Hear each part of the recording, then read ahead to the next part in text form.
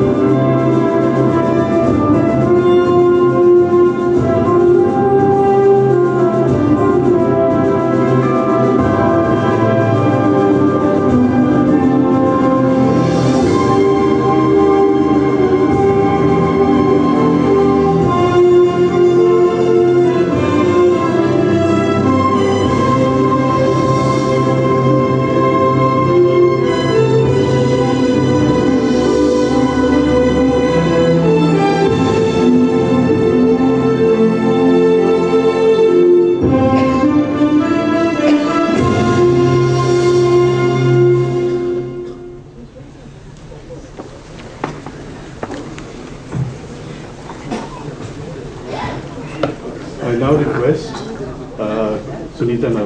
to take over the proceedings. Thank you, and thank you, Honorable Vice President, for agreeing to be with us.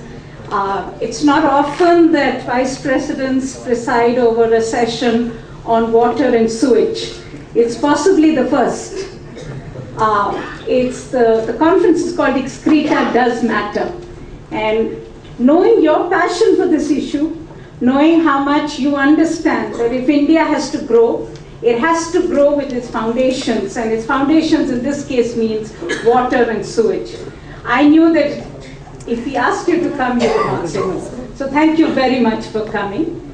I will give a short presentation on the key issues of the dialogue and what we are all here for. And then I will ask Dr. Vaidyanathan to make a short speech. We have done these dialogues as Anil Agarwal Dialogues. Anil, as you know, is founder of CSC. You knew him. He believed very much in the power of persuasion, in the power of dialogue. And even though there was dissent, it was always came with dialogue. And we are going to do this as an annual event in his memory, so that we will take up one issue which is driven by content, bring the entire community, and you can see here the entire water and waste community is here, and use this occasion to come up with where do we go, what do we do. The big issue for us as we look at India is that we very strongly believe that India will now grow in industries and in cities, but it will also need water as it grows. Now, unlike the rest of the world where cities grew and people left rural areas, in India people will remain in agriculture, will remain rural, and yet cities will grow.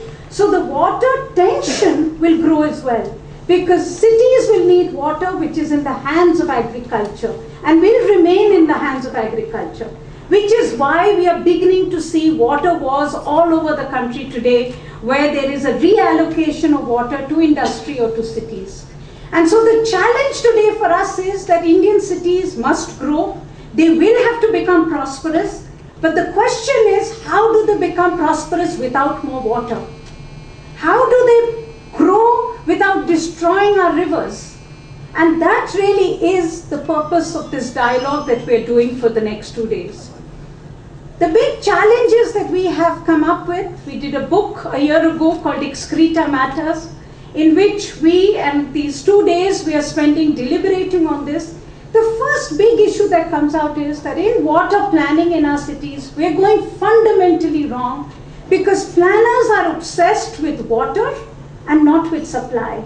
When I mean water, I mean augmentation. So everybody wants a dam to augment their water supply, but nobody understands how to supply it to the last person. And the fact is, as water is sourced from further and further away, your costs are increasing, your distribution losses are increasing, there's less water at the end of the pipeline, and there is more costly water. Utilities are struggling, and as a result of it, they cannot invest in sewage.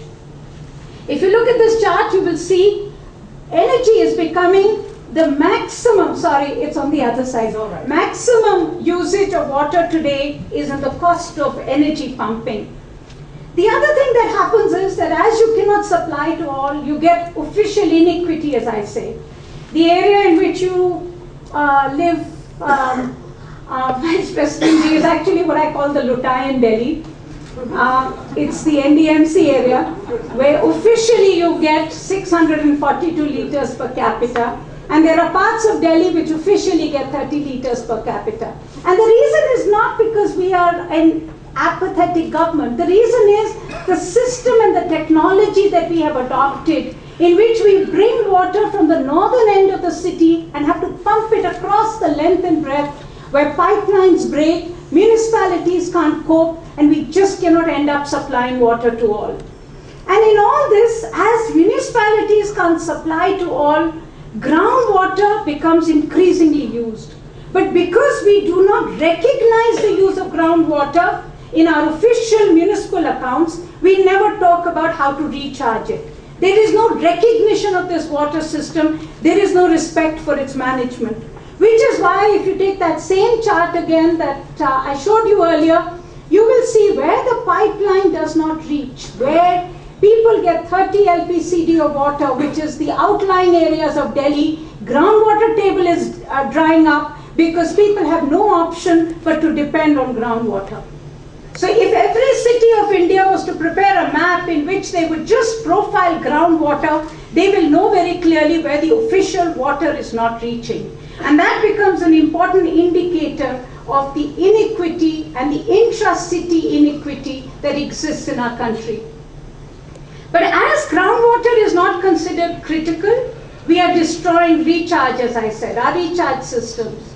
Mr. Vice President, you know that in India, lakes were what every colony of India was known by the lake it had, by the pond it had. People's names went by the lake in their colony.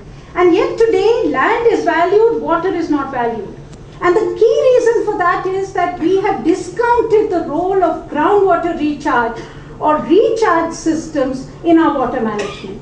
And that's what we are saying we need to recreate. The sponges of our cities are being destroyed. And remember, this is not only a problem of today, it's a problem for tomorrow as well. Climate change is inevitable today. And climate change will bring more intense weather events. Today it is very clear from the science that rainfall will increase over India, but it will come in fewer number of rainy days. We only get rain for 100 hours in a year, 100 hours in a year on an average in this country. Now with climate change, you will get even more intense rainfall periods. You will get, as I keep saying, the Finance Minister of India is not Mr. Chidambaram. The Finance Minister of India is the monsoon. And if the monsoon of India gets even more intense, more capricious, more difficult to handle, we can imagine what the future is about. Which is why today in Delhi, every time it rains, we cry. Every time it doesn't rain, we cry. And that's what's happening city after city after city. And that's what we need to fix. The fourth issue that comes out, and this is the real tragedy of our cities today, we are obsessed with water. If any politician is told, they will say, yes, I have to bring water to my people. But I have asked so many now to say, how many times do your people come and say, take back my sewage as well? Sewage is a completely forgotten issue in our city planning. And as a result, we forget the fact that 80% of all the water that comes to us, 80% leaves it as sewage. So the more water you use, the more waste you have. And yet cities have no accounts for sewage. They have no clue how they will convey the waste, how they will treat it, and how they will clean rivers. If you look at the official Excreta maps, and I have to take some credit for making sure that I have got the word Excreta now introduced into the 12th plan. And the 12th plan now has the official Excreta maps of India. And the official Excreta maps are that 78% of the excreta that we generate in our cities goes untreated directly into our waterways. 78%. And most of us sitting here know that 78% is actually an optimistic figure. It's probably 85%, which is why we are committing today hydrocide, deliberate murder of our water bodies. And in all this, every time we talk about this, we get an engineering solution back, which is, yes, we will build our sewage treatment plants. And this country is today littered with sewage treatment plants. They're like white elephants that don't work. Because we forget the fact that when you build a sewage treatment plant, you must also have the capacity to convey the waste to the sewage treatment plant. And the fact is that most cities of India do not have underground drains. Most cities of India. The only 3 cities, you will be surprised, who even claimed that they had an underground sewage system was Chennai, was Pune, was Surat, and Gurgaon. And Mr. Kumar, Praveen Kumar, the administrative who is with us, and he will tell us that that only figure means that it's for municipal Gurgaon, not for entire Gurgaon, which is where people live. And the rest of India, even the most important cities of India, do not have underground sewage. Now, if you do not have an underground sewage system in your existing city, and you have an old system in your existing city, which means that it needs to be refurbished, you have a huge problem as the city is growing and you need to build more. If you look at Bangalore, which is my favorite example, it already has 3,610 kilometers of sewage pipes. It has enough sewage treatment capacity, but it only treats 300 MLD, which is not even half the waste that it can treat actually reaches the plant. And it now needs to build 4,000 more kilometers of pipelines. Remember, in 100 years of Bangalore, they have built 3,610. Now they need to build 4,000 more to meet today's need, forget tomorrow's. So it's a huge challenge for us to play this catch-up game. And because we cannot succeed in this catch-up game, cities do not control pollution. The system is resource intensive, capital intensive, sewage is partially treated, and therefore there is huge load on our water bodies today. Agra, it is a fascinating thing. Agra is at the end of Mathura, which is at the end of Delhi. It is downstream of our 2 cities. Agra will spend today more to treat its drinking water than it costs to build a sewage treatment plant. Because what Agra is getting is sewage at Yamuna and no longer water. And this will become the fate of city after city after city if we don't get our sewage maps right. And in all this, and this really pains me, when I say this, every time I say this, I feel tremendous pain to tell all of you that we are a generation of lost rivers. I don't think there can be anything more pathetic in the world when a generation of people lose a river. The city of Delhi had Sahibi River, which today we know as the Najafgarh Nala.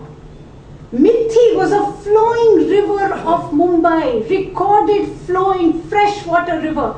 Today in official records, it is called a drain. Buddha Nala was a darya, had clean water in it, and today it is officially called a drain. At the rate we are going, every one of our rivers in the next generation, they will call them drains because they will forget that this was ever a river. And that cannot be more tragedy than that. So finally, what we are suggesting, and we are happy to tell you that a lot of what we are saying at this conference is now becoming something that is understood. We assure you that we will take this issue out. We will make sure that it happens. But the reform agenda that we are suggesting to government is cut the cost of water supply, invest in local water systems, rainwater harvesting, lakes and ponds of every city are the treasure of a city, which will allow us to build the sponges for today, which will allow us to build water supply systems for tomorrow. But thirdly, reduce water demand. You cannot have flush toilets that use 10 liters of water every time. So become extremely prudent with water. We are a civilization which I call a bucket civilization. We will become a shower civilization very soon, because we believe that as we become modern, we need to become a shower civilization. But the tragedy of it is that as a bucket civilization, we are water wise. As a shower civilization, we will be water wasteful. So how do we make sure that we actually remain a water prudent society? Fourthly, spend on sewage, not on water. But fifthly, cut the costs of sewage treatment. Redesign our sewage systems that you can actually recycle and reuse every drop of water. We have extraordinary people in this room who have actually done this in case after case, where they have innovated with decentralized sewage. They have turned sewage into a resource. And that's really what we believe is the way ahead. Because ultimately what we all have to remember is we all live downstream. There's not a single one of us who doesn't live downstream. So if we don't think of our own downstream, we will be downstream of somebody else's sewage. And that's what we have to remember. So thank you very much. I will now request Dr. Vaidyanathan to give his keynote.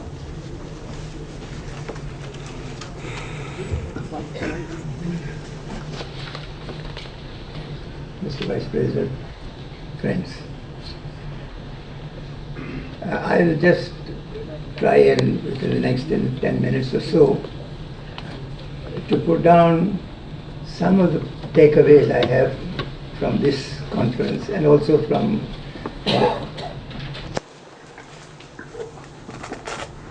whatever academic work that I have done in this area. First is the importance of realizing as an axiom of all further future policy and programs is that water is a very finite resource and that I hit pretty much the limits of the finiteness. Therefore, the present preoccupation with augmenting of supplies, with more mega projects, more and more dams, more and more encouragement, deeper wells and so forth, is completely misplaced. That the priorities have to shift to making more prudent, more efficient use of water and ways in which you cut down the demand for fresh water by essentially by recycling and reuse. The third takeaway from this conference I get is it's very clear that this is a multifaceted problem. That we have heard quite a bit about technology of particular aspects. We do not talk sufficiently about the interdependence of different uses and different sources and what its implications are for the way we plan and implement and manage projects. In reality, both at the technical level and at the policy level and the managerial level, all these functions are fragmented in silos which don't interact, at every level of government. Of course, those who are affected directly have no role, no responsibility. Now, this is not and what, to make matters worse, the state agencies have a stranglehold, have the functions of deciding what is to be done, actually doing it, constructing projects and priorities, and actually managing whatever facilities are created, and also ensuring, making the rules of allocated access and use of water, enforcing those rules, and mediating conflicts, and how you will change the rules in the light of various contingencies. Every one of these functions is conflated in the bureaucracy, answerable only to the political executive. And it has created a situation compounded by a perverse policy of pricing water which is cheap on the ground that it is going to poor people or an essential commodity. You have created perverse incentives which encourage improvident, excessive use of water and unmitigated pollution and extensive violation of rules. We don't realize how much illegal extraction of water is taking place, both of surface and of groundwater, and how many rivers have been, well, as you put it, have been run dry essentially because of these perversities of government policy and the way they are managed. Now, the other takeaway from this is that we need to have much more active civil society organizations as well as non-official experts of various kinds, expertise of various kinds, both academic and non-academic, to engage with these issues more actively. Now, there's a great problem because there are huge black holes of data. Frankly, I'm making a very strong statement, advisedly, and I am willing to defend it. Much of the data which we use in court about total volume of resources, its disposition between different uses, and how it has grown or not grown, most of it is suspect. That is the best that we have, we all use it, but don't take it so seriously, because there is a great deal of work to be done on this. It is not enough to have more data. The data have to be in the public domain. These are very critical issues, these affect issues of very critical public order and welfare. It means that there must be transparency. There are huge problems. States in the generic sense, they are extremely cagey about both collecting data and even cagier about releasing whatever data they have. I mean, any of you who have worked on this will know what I'm saying. And you see, they have a tendency to use data for strategic purposes. Whatever information is convenient for a particular stance of argument or policy will be selectively used. And when you have disputes, the disputants use data to manipulate their own strategic interests. Now, this is not on. So, transparency is a very, very important thing. Third, you need to invest in both in terms of technology and professionally credible, autonomous ways of collecting according to high professional standards and validation of the data, which is expensive.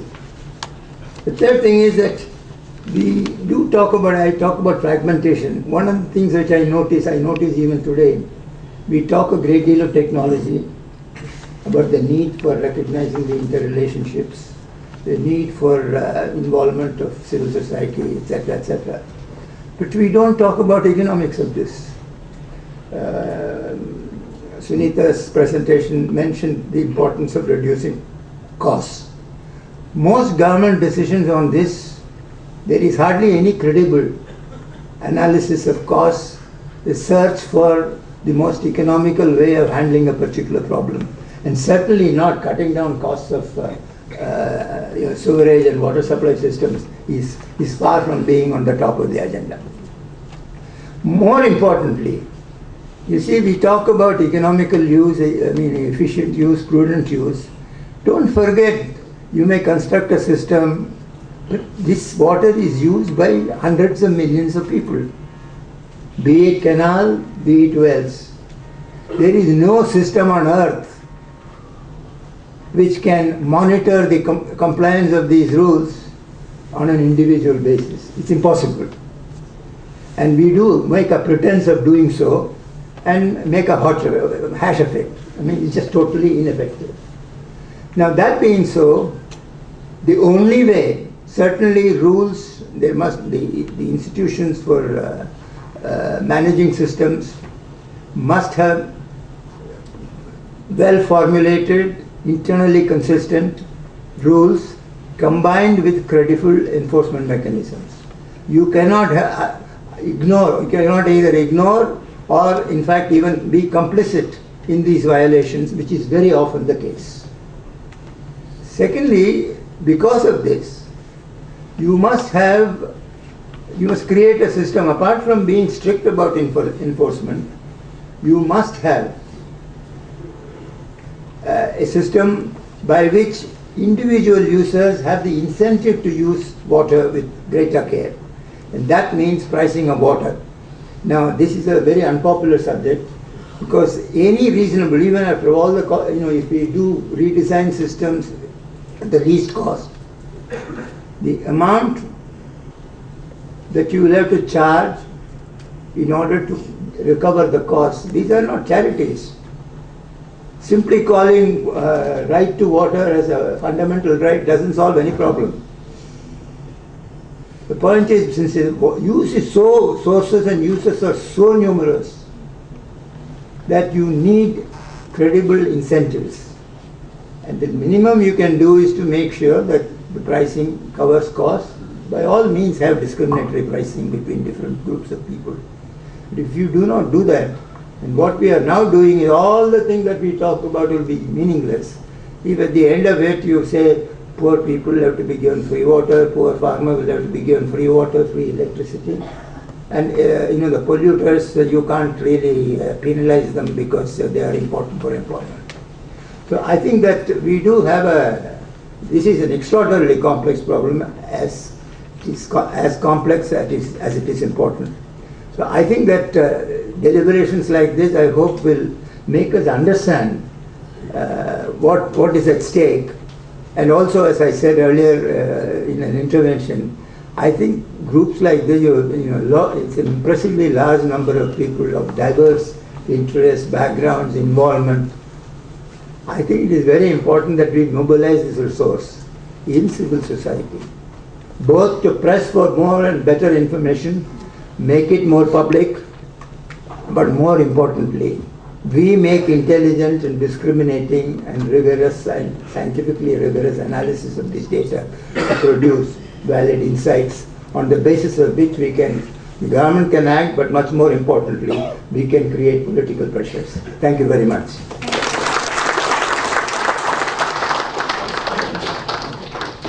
Thank you. Can I now request you to release 3 books? Nitya, please come.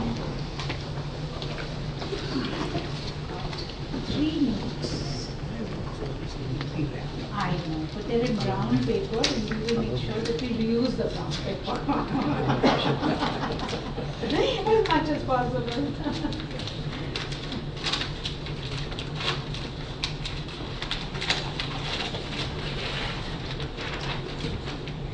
There's a book here which is Excreta Matters for Children.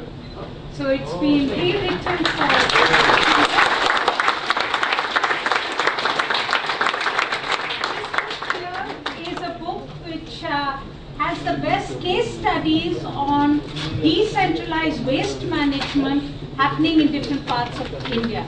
So case studies and a toolkit that if you want to build your own sewage treatment system, this will tell you how to do it. Okay. It's even more interesting. It's a book which tells you on what have been the best experiences in India on rainwater harvesting. And again, it's a toolkit. So it tells you how to measure your own roof area, how to build your own rainwater harvesting system, how much recharge will you get. So these are the 3 books, if I can hold them up again. These 3 new books that we have today.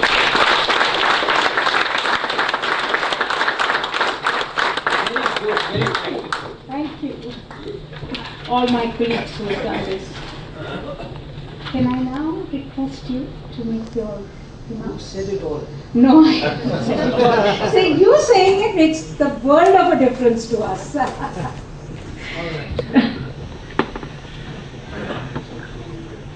It's all right. Thank you. Dr. Sunita Narayan, Dr. Vaidyanathan, and friends. I'm happy to be here for the inauguration of the second Anil Agarwal Dialogue on the theme Excreta Does Matter, being organized by the Center for Science and Environment. It is befitting that the center has instituted the series of Anil Agarwal Dialogues, which is not only a tribute to the outstanding environmentalist, but also a useful platform to take forward this valuable legacy. And I see from the audience in this room that this is a subject in which the public at large is getting interested. Besides being the founder director of the Center for Science and Environment, which is India's most prominent and influential environment NGO, Anil Agarwal was amongst the pioneers of serious environmental studies in India. He was a visionary who realized earlier than most that for sustained economic growth and development in the country, a sustainable environment was a necessity. Towards this goal, he dedicated his life in advocating people-centric policies in natural resource management, which are based on our indigenous traditions in environmental management. Anil was also a prolific writer whose contribution in raising public awareness in the country on critical issues of environment management, climate change, and pollution control remains unparalleled. This edition of the Anil Agarwal Dialogue is aimed at furthering the agenda of the CSE's 7th State of India's Environmental Report titled Excreta Matters. This 2-volume report provides details about the water and sewerage situation in urban India with facts and figures from 71 cities across the country.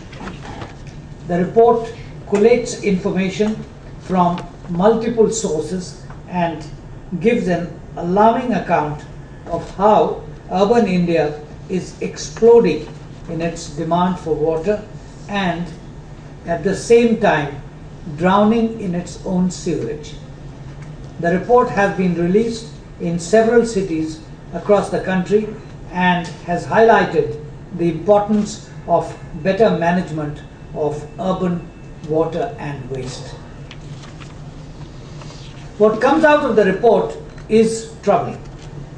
Cities have used up or have polluted their water resources.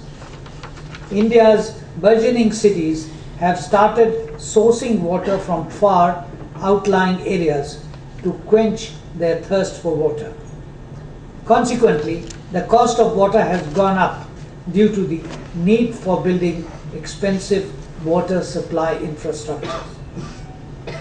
Leakages have increased to around 40%, I repeat 40%, and water-related conflicts between competing consumers are a distinct possibility.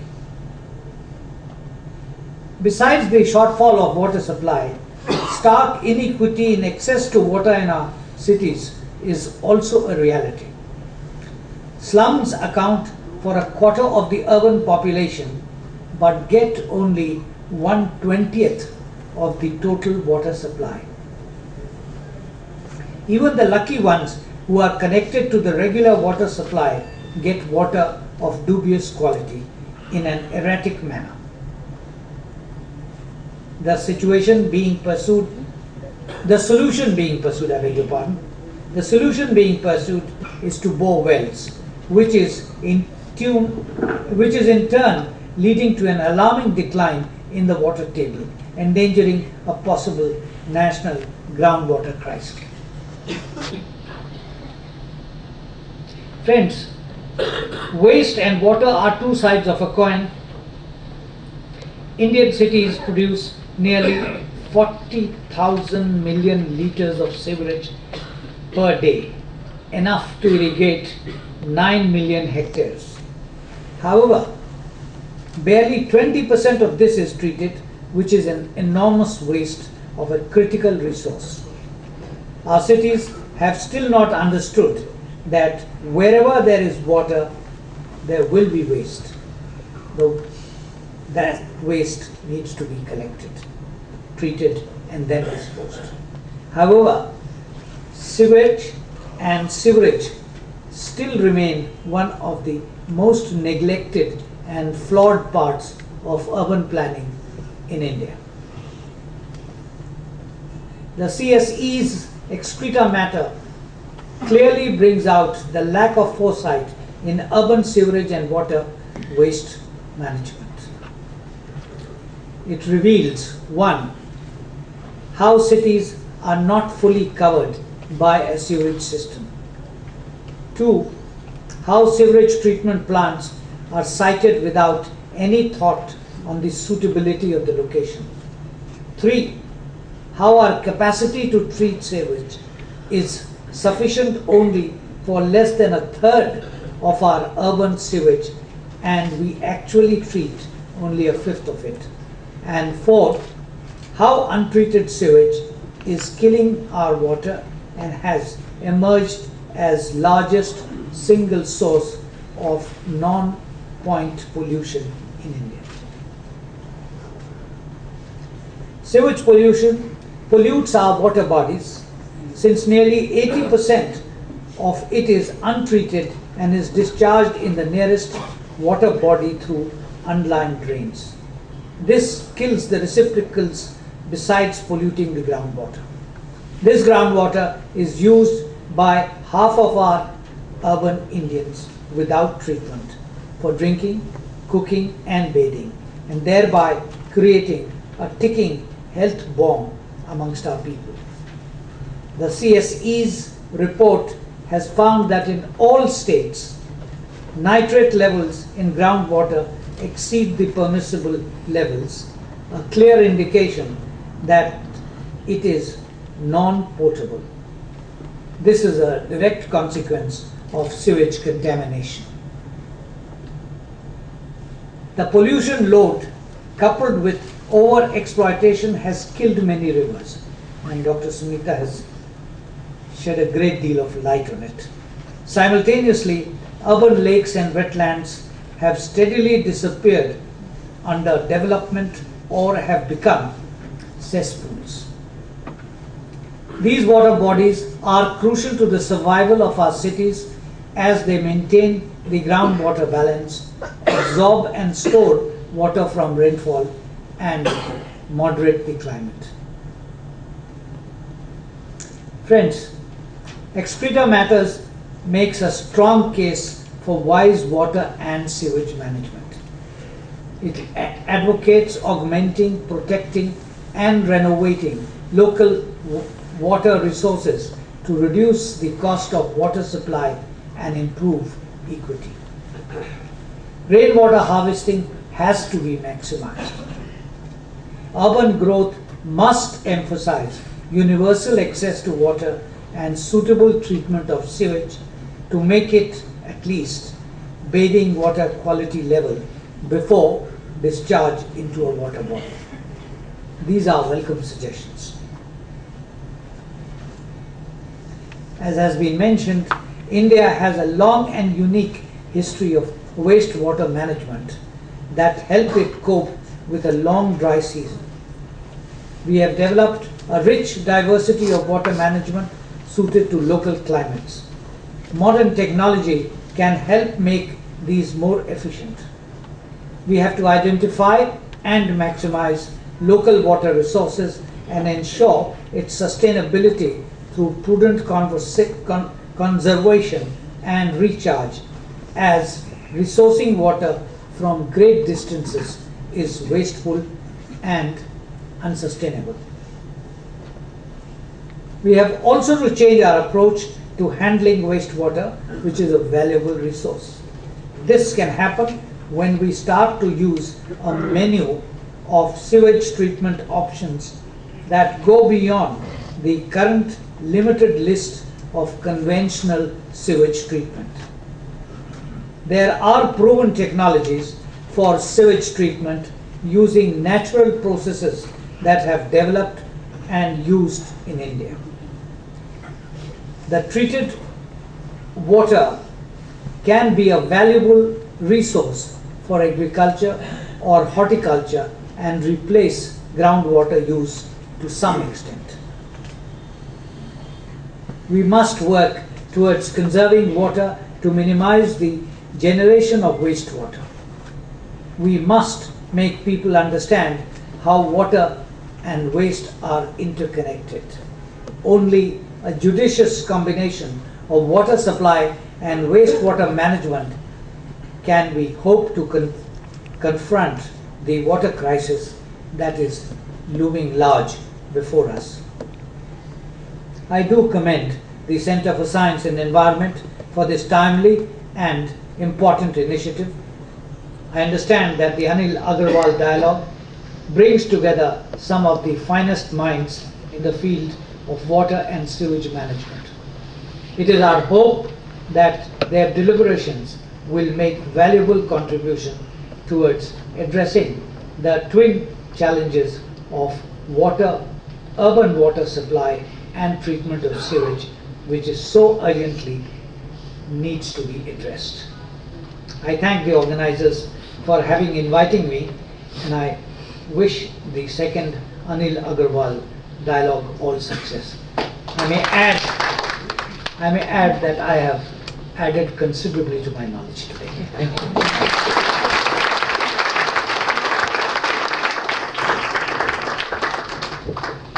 Honorable Vice President of India, it's my distinct honor to issue a vote of thanks on behalf of Sunita ji and CSE and everyone here. We at CSE, and I'm sure everyone will believe, water is not to be judged by its history but by its quality. And we sincerely believe that your presence here will give an impetus to our campaign to treat Excreta as a resource rather than something that's mindlessly flushed and forgotten. Can I invite a colleague on behalf of CSE to, as a token of appreciation, present you with a proposal, if I can call it that. See, we won't even give you a gift without giving you work.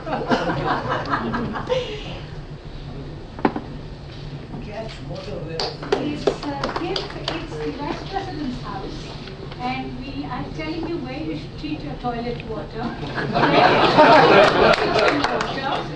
where you can build a rainwater harvesting tank, and where you can do rainwater storage.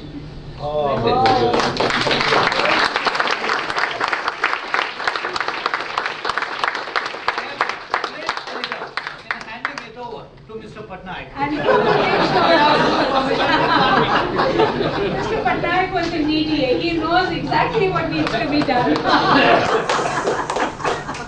Can I also thank Dr. Vaidyanathan, who's been a pillar of support for CSE, all the speakers and chairs for today, and of course the members of the audience. We hope you will join us tomorrow for day 2. Also the evening today. And for the evening session for at the CSE office at IHC.